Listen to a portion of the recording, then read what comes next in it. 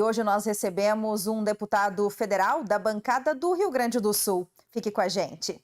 Alcíbio Mesquita Nunes, conhecido como Bibo Nunes, é empresário, jornalista e político brasileiro, filiado ao Partido Liberal, o PL. Sua carreira na comunicação foi apresentador de diversos programas de TV no Rio Grande do Sul.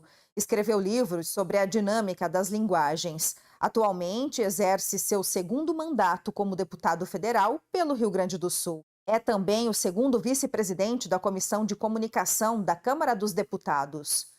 Deputado Bibo Nunes, seja muito bem-vindo ao CNT Entrevista desta quinta-feira. É um prazer recebê-lo. O senhor que representa a bancada do Rio Grande do Sul. Boa noite.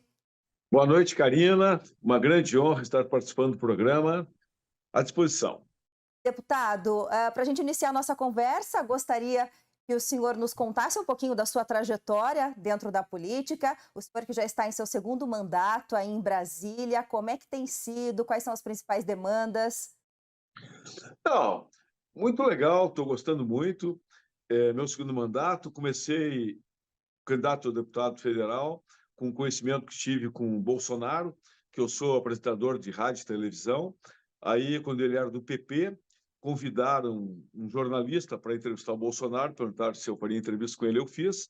E aí conheci o Bolsonaro, fiquei amigo dele, tempo do Patriotas, depois do PSL, foi indo, e até hoje estou aí como deputado federal PSL, na época primeiro e agora pelo PL, junto com o Bolsonaro. Aí começou a parceria e estamos juntos. Tá certo. Deputado, o senhor acompanhou de perto os efeitos, né, das chuvas no Rio Grande do Sul recentemente, com muitos desdobramentos, uma situação bastante difícil para o Estado, que precisou, inclusive, de intervenção do governo federal. Quais foram as ações tomadas para minimizar aquele sofrimento naquele momento e fazer com que o Estado se reerguesse, né, de certa forma? Tivemos 53 mortes e 6 desaparecidos até hoje. Nós, deputados federais do Rio Grande do Sul, oferecemos cada um 3 milhões da nossa cota, da nossa emenda individual, totalizando mais de 100 milhões para o Rio Grande do Sul. Mas como nós mandamos a emenda, chega daqui a um ano, nós pedimos ao governo do Estado, o Eduardo Leite, para que ele bancasse adiantado esse dinheiro e nós mandássemos depois. Ele não aceitou, não deu certo, então não pudemos ajudar.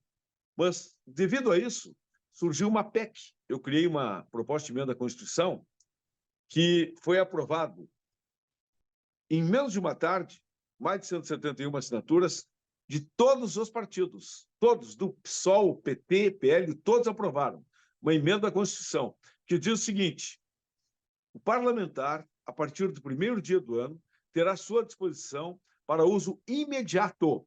Uso imediato, 5% das suas emendas, totalizando hoje 2 milhões de reais. Aconteceu uma tragédia numa cidade do Paraná, uma enchente com mortes. O parlamentar poderá enviar, confirma com Brasília que teve a tragédia, em um dia, dois, já estará na conta à disposição, imediatamente. Isso é ajuda mesmo, porque mandar uma emenda para chegar daqui a um ano não resolve nada.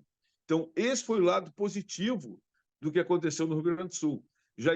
Foi aprovado na CCJ, já estamos com a comissão especial e neste ano deveremos aprovar esta mudança na Constituição, o que é muito bom. Agora, o que tentaram ajudar nas enchentes no Rio Grande do Sul? Olha só, veio ao Rio Grande do Sul a dona, com todo respeito, eu chamo dona Esbanjanja, junto com ministros, o Pimenta, Paulo Pimenta, fizeram uma onda toda, foram aqui, ali, vamos apoiar, prometeram ajuda de 1 bilhão, de Brasil, bilhão. Veio apenas 970 mil reais, menos de 1%. Isso é um absurdo, pura enrolação. Outra mágoa que os gaúchos têm.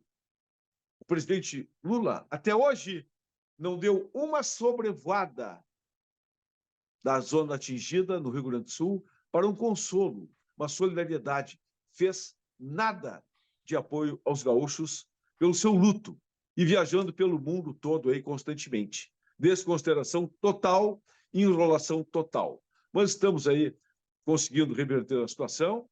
Já foi reconstruído em tempo recorde a ponte de Nova Roma, que a própria comunidade conseguiu 6 milhões para fazer a ponte. que custaria mais de 30 milhões, coisa assim, um dinheirão, eles já construíram. O Rio Grande do Sul, aquela região está sendo reconstruída, muito com o apoio privado e a população, porque o governo prometeu 1 bilhão e mandou menos de 1%. Agora, teve uma medida provisória, agora, esse mês passado, que mandou mais dinheiro. Mas aquele 1 bilhão veio menos de 1%. Isso é solidariedade? Isso é apoio? Isso é estar atento aos problemas do Brasil, no caso de um Estado? Não. Essa mágoa, não sei se é mágoa, mas é um certo desprezo que não poderia ter tido o Rio Grande do Sul. Um momento difícil pelo qual nós passamos. E, deputado, como que o senhor avalia, analisa o relacionamento do próprio governo do estado, do governador Eduardo Leite, com o governo federal? Olha, o governador Eduardo Leite, ele tem afinidades, ele elogia o governo Lula, ele se dá melhor com o Lula que se dava com o Bolsonaro, acredito. Mas é bom saber e dizer que o PSDB, há uns meses atrás, na convenção nacional deles, aprovaram uma carta aonde oficialmente o PSDB é oposição ao governo Lula. Então nós temos o PL e o PSDB oficialmente contrários. Aí eu tenho um respeito meu até o governador Leite por essa parte, porque ele, o partido dele é oposição. Só que ele se comporta de uma maneira de tentar ser simpático e acolhedor ao governo. Eu acho que aí tem a liturgia do cargo. É o governador do estado, é o presidente da República, tem que pensar no bem do seu estado e do seu país. Aí não pode continuar com questínculas partidárias, né? Tem que ser, de fato, o melhor para a população. Quais são as principais bandeiras, deputado, que vocês da bancada do Rio Grande do Sul levantam nesse momento? O que vocês estão realmente pleiteando, né, para o estado? Nós temos muitas reivindicações, nós parlamentares todos, mas o principal hoje, não só do Rio Grande do Sul, mas do Brasil, é que nós possamos voltar a crescer sem tanto endividamento, porque o Bolsonaro entregou o governo com 54 bilhões de saldo positivo. O ano passado fechou com prejuízo de 260 bilhões. Isso é para qualquer um entender. Não precisa ser matemático, economista. Pegou o governo com 54 bi, entregou com 260 negativos. Isso dá 314 bilhões negativos no primeiro ano. E só tentando aumentar impostos o tempo todo. Por quê? Porque tem que arrecadar para pagar os rombos e os furos. Que rombo é esse? Aumento de ministérios. Tinha 20 mil cargos de confiança que o Bolsonaro extinguiu, já voltaram. É impressionante a tentativa de colocar os companheiros, porque a esquerda se preocupa em ter um Estado grande para colocar as chamadas bocas e tetas, enquanto a direita é trabalho. E para vir para o governo do Estado, municipal, federal, tem que ter competência. Olha o critério que tinha a direita no governo anterior para escolher seus ministros. Hoje, entra lá, não quer saber de nada. Tem uma ministra, nada contra a morte, né? É ministra porque é irmã da vereadora assassinada. Não, claro, não queremos a morte, mas esse é critério. Pessoas que não têm qualificação para estarem lá. O próprio ministro da Economia não é economista. Ele mesmo disse que não sabia nada. Então, temos que ter técnicos onde se exige função técnica e não colocar companheiros políticos. Meu companheiro tem que vir. Não é assim. Chega. Política tem que ser séria. Não pode fazer política nesses moldes. Deputado, nós vamos para um rápido intervalo e para você que nos acompanha pelos canais da rede CNT espalhados por todo o país, não saia daí. Nós já voltamos.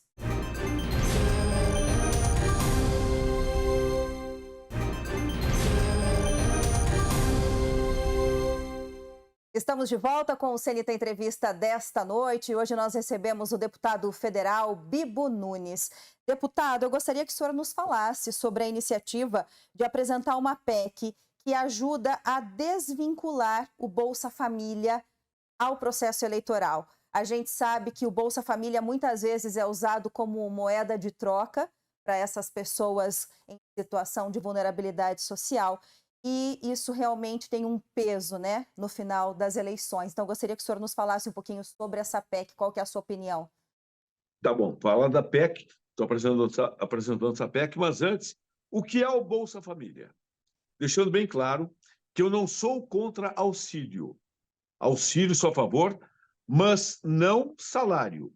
Auxílio é por um tempo, não o tempo todo. O que fez Lula quando assumiu? Janeiro, assumiu. Fevereiro, já pede 40 bilhões para a Câmara, para o Bolsa Família, para 4 anos. 40 bilhões, 4 anos. Isso é um auxílio ou está pensando em salário? Auxílio é por um tempo, não o tempo todo. Não aprovamos 40 bilhões, por quê? Ele quer se vangloriar, fica feliz quanto mais tiver pessoas no Bolsa Família. Aí está o grande erro. Quanto mais pessoas dependerem de Bolsa Família, mostra a situação péssima que vive o Brasil. Bom o dia que nós não tivéssemos ninguém no Bolsa Família. Ninguém no Bolsa Família seria o ideal, não é isso? Mas não, é que o PT, eles dependem do pobre. O PT esquerda depende da pobreza. Eu sempre digo que a esquerda gosta tanto de pobre que por onde passa multiplica a pobreza.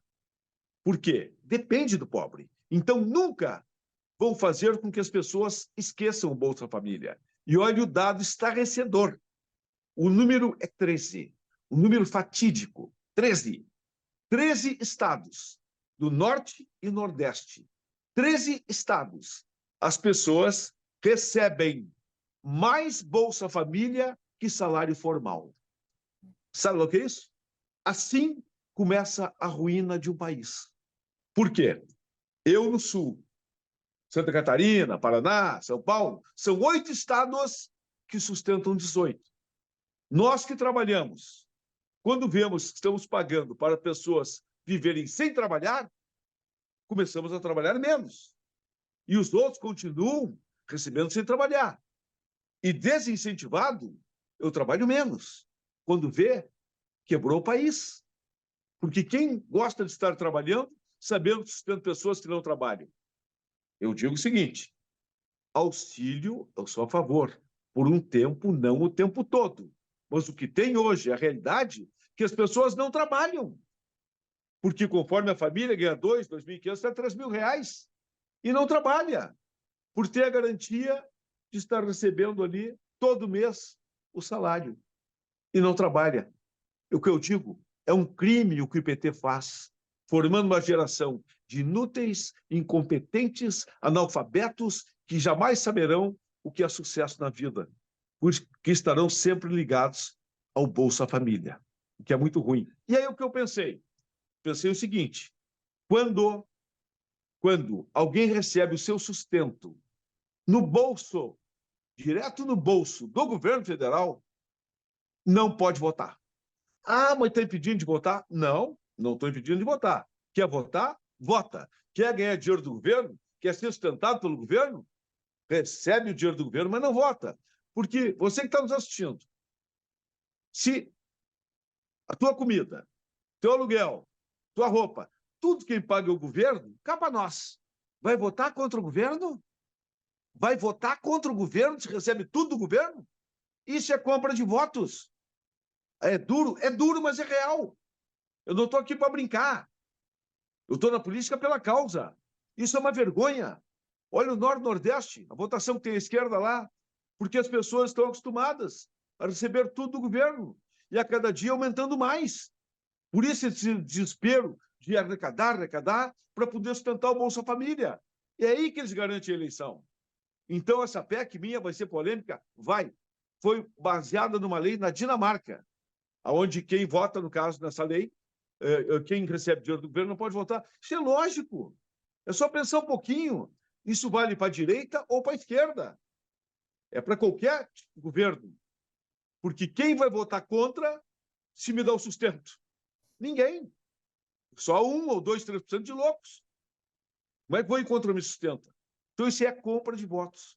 Isso eu não aceito. E a Bolsa Família ou qualquer tipo de auxílio, auxílio é por um tempo, não o tempo todo. A Bolsa Família no governo Bolsonaro. Faltou divulgação no governo Bolsonaro sobre isso. Pegamos com R$ 193. A Bolsa passou para R$ 600. O triplo, mais que o triplo. Com um detalhe, triplicou. Que a Bolsa Família, vamos ver se tem que contar, necessita a Bolsa Família. Estou te dando R$ 600 aqui por mês. É uma proposta de estudo. Estuda para te crescer na vida, tá bom? A Bolsa é por um tempo para te auxiliar. Estuda. E aqui, trabalho. Se você conseguir o trabalho, você tem que trabalhar. Não pode depender da Bolsa. Se trabalhar, durante 2 anos, vamos te dar mais R$ 200, que vai totalizar R$ 800, 800 por 2 anos, contanto que pegue o emprego. Está fazendo a pessoa sair daquela condição de miséria, de depender do governo, para crescer na vida, para ter melhores roupas, alimentação, ir ao cinema, ter um lazer, ter dignidade. Essa era a nossa proposta para quem precisa de auxílio. Mas não, o PT não.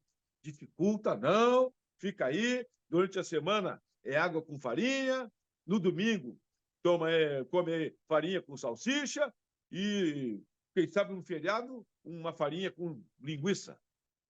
Habituou o povo à miséria.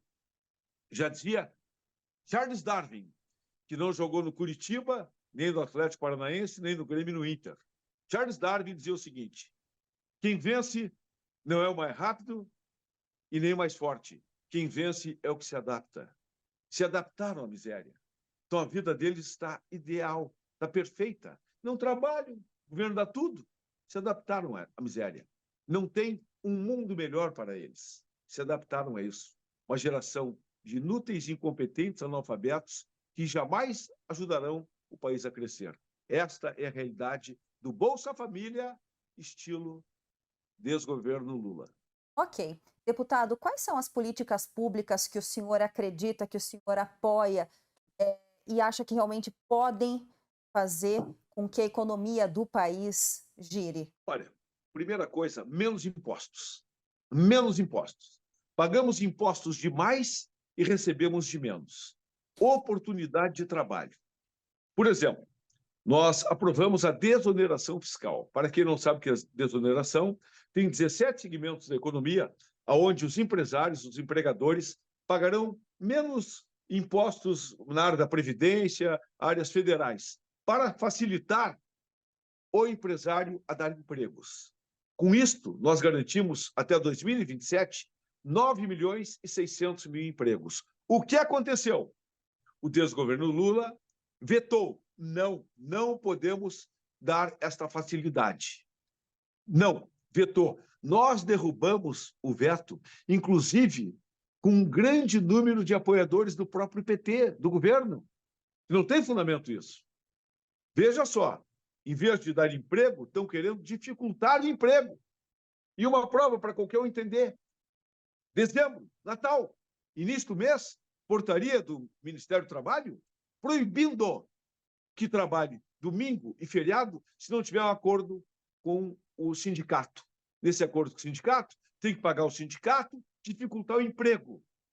Isso é ajudar com o emprego, como diz o governo Lula, que diz que aumentou o número de empregados? Não aumentou, não. É que eles botam como empregados quem eles não consideram assim que esteja desocupado. Quem está no Bolsa Família não é desocupado, então bota como trabalhador. Um grande engano. O que quer, de fato, o governo Lula é acabar com o emprego. E eu tenho exemplos claros. 9.600.000, 700.000 empregos que, com a oneração fiscal, perderíamos. E o governo quer acabar com isso. Por quê? Quer que as pessoas se mantenham abaixo da linha da pobreza. Não, o PT nivela tudo por baixo. É todo mundo igual na miséria. Nós queremos todos iguais na riqueza. Essa é a diferença. A esquerda nivela na pobreza e nós, da direita, queremos nivelar pela riqueza. Todos podem progredir na vida. Isso é simples, mas quando se tem uma tática política de depender do voto do pobre, tem que aumentar o número de pobres no Brasil. Tanto é que quando dizem que o Lula é o pai dos pobres, ele não é pai dos pobres, eu digo ele é.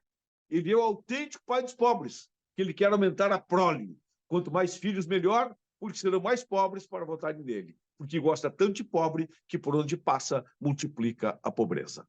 Tá certo, deputado. Nós vamos para um rápido intervalo e para você que nos acompanha, não saia da rede CNT. É já já, nós já voltamos.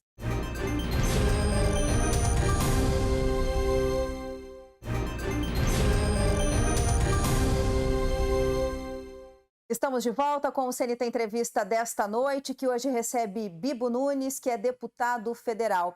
Deputado, do começo da nossa conversa, o senhor nos contou, né, da sua proximidade, do seu alinhamento com o ex-presidente Jair Bolsonaro, e o senhor se coloca declaradamente hoje como oposição do governo Lula, do atual governo.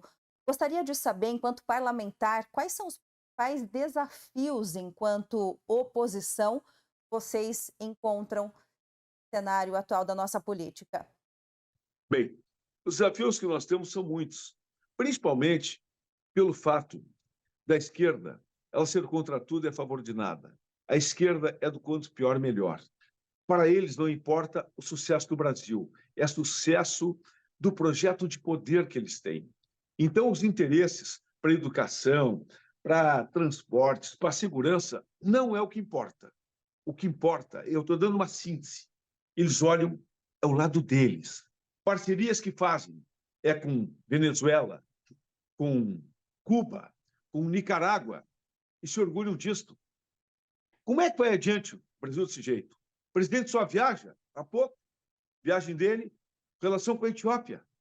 A Etiópia é um dos países mais pobres do mundo. O que vai trazer de bom para o Brasil? A não ser aprender mais sobre pobreza. A Etiópia, que ele foi lá, é um país tão atrasado que eles estão vivendo no ano de 2016. Sabia? Eles estão 7, 8 anos atrasados, porque o calendário da Etiópia é diferente do calendário do resto do mundo. O calendário gregoriano deles, o nascimento de Cristo, foi antes do tempo, coisa assim.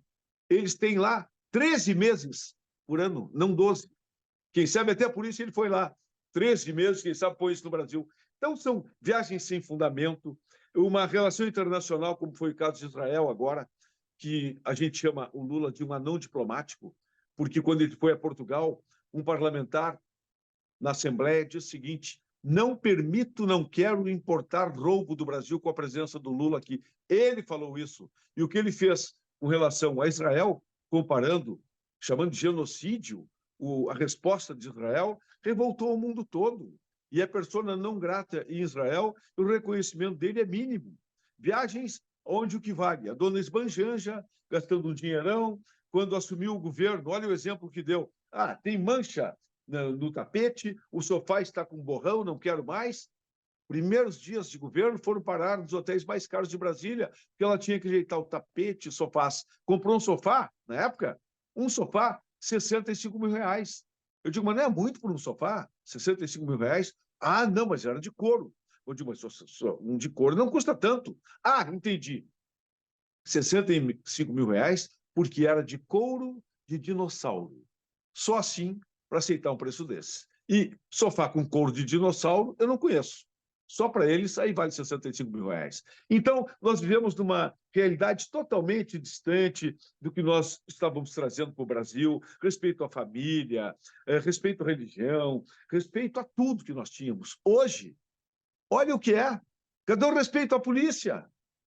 A polícia do governo Bolsonaro é respeitada.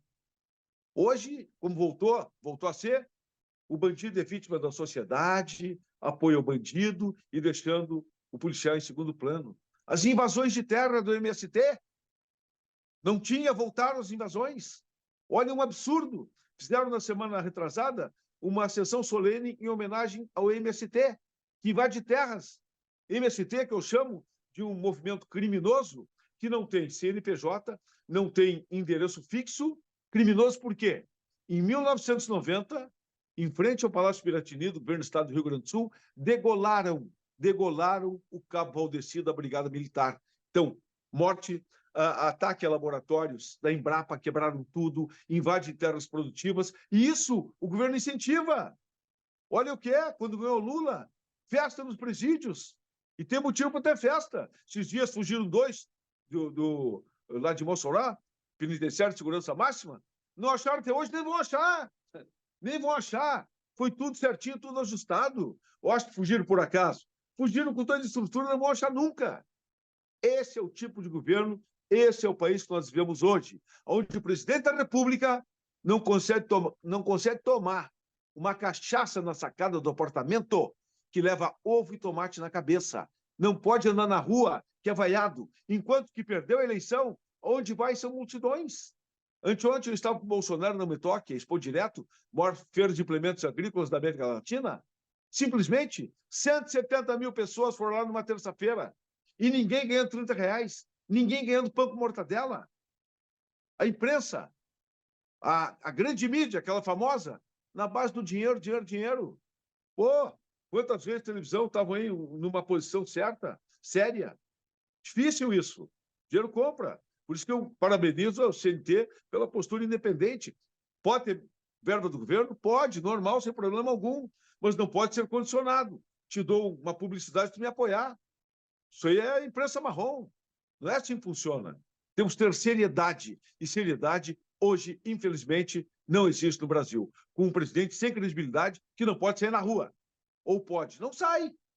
Não pode sair. E o ex-presidente é ovacionado aonde vai. Deputado Bibo, em relação à educação, o senhor já fez algumas proposições também, e uma delas importante em relação ao uso de celular nas escolas. Por que o senhor defende o não uso, né, do equipamento? Qual que é a sua posição em relação a isso? Porque o celular na sala de aula, ele não soma, ele não ajuda, atrapalha. Olha quem está assistindo nosso programa aqui. Olha você que está me assistindo aí, está com o celular na mão, né? Está com o celular na mão. Vê novela, celular na mão, jornal, vai no futebol, todo o tempo celular na mão. E não é diferente na escola. Acontece muito hoje. Então, deixa fora. Lá é momento de aprender. Ah, mas e se a mãe precisar uma urgência? Fala com o diretor da escola. Eu, quando fui criança e estudante, não tinha celular. E não tinha problema nenhum. Se acontecer um problema, entra em contato com a direção, que não tem erro. Agora, pode usar o celular, e aí é salutar, é muito bom usar o celular para pesquisa, para ajudar. Aí pode. Antigamente, pegar uma enciclopédia, Delta La Russe, coisa assim, para pesquisar. Hoje o celular tem tudo. Use o celular aonde ele vai ajudar. Agora, deixar solto no bolso, tá a professora lá, dando a tabuada. 6,18, quem é que sabe? 48, ninguém sabe. Aí vai querer olhar no celular ali. Então, tem esse lado. E a aprovação está sendo muito grande. As pessoas estão concordando que na sala de aula não tem que usar celular. Eu, por exemplo, sou apresentador de televisão. Câmera comigo, deixa o celular fora. Vários programas que eu participo, o câmera, não sei o câmera como é que está aí, pode estar olhando o celular. Pode estar olhando o celular. É normal isso? Não pode. Profissional, câmera para mim é uma arma. Tem que estar grudado na câmera. No caso que não tem agilidade, a entrevista é tranquilo, mas se está num programa de movimento, não pode estar com o celular na mão. Então, o celular é bom sabendo usar. E na sala de aula, usar ele o tempo todo, todos sabemos que o celular hoje faz parte do corpo. Então, na hora de aprender, aprenda com o celular no momento certo. Agora, liberado, não é uma boa. Tá certo. Vamos para o nosso último intervalo comercial. Para você que nos acompanha, não saia daí, já voltamos.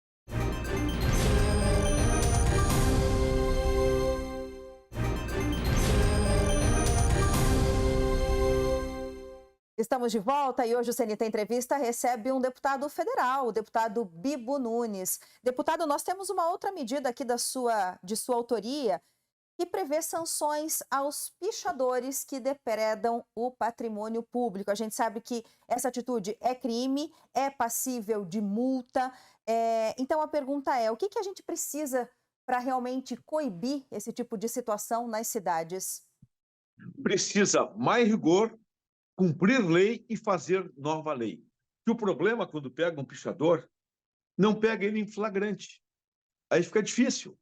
Então, nós temos outros modelos e sanções para os pichadores, porque é impressionante.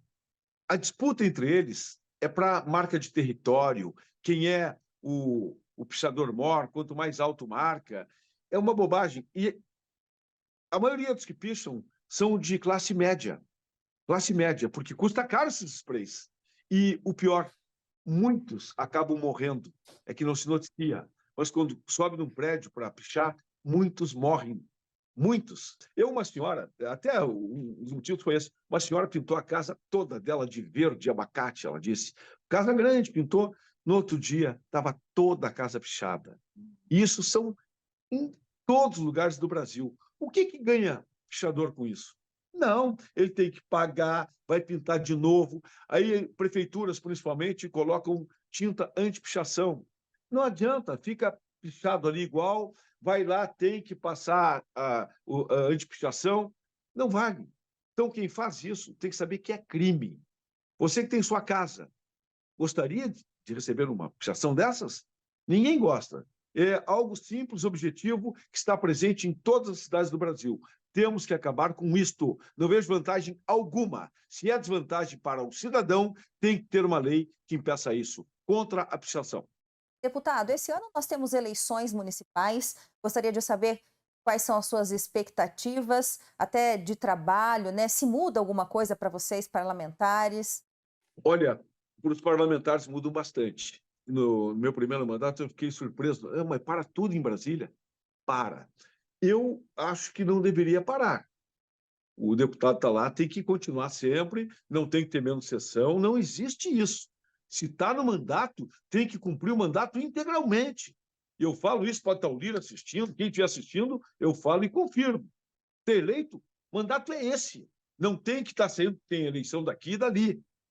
A gente se adapte, porque não é lógico, não aceito isso.